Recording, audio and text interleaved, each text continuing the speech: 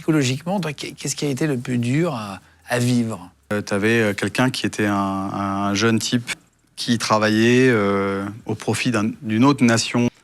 Ce qui s'est passé, c'est qu'évidemment, on a réussi à le recruter. La femme, donc, qui était dans le pays tiers, pas leur pays d'origine, avait reçu un coup de fil de sa mère à elle. Ton père est très très grièvement malade, il va mourir, il faut absolument que tu rentres maintenant. Qu'en fait, la mère faisait ça avec un flingue sur la tête, quoi.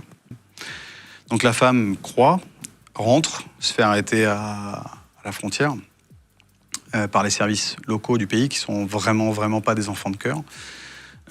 Et elle aussi, avec un flingue sur la tête, appelle son mari. Donc t'imagines déjà les parents, c'est fini. C'est-à-dire? Ils ont flingué les parents.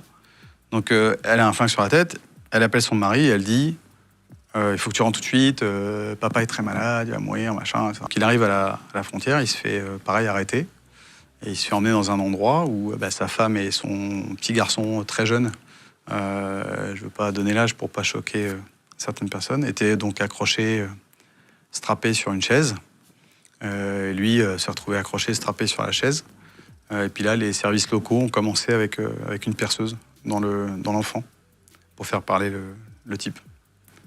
Et ensuite la femme, donc l'enfant est mort, ensuite la femme.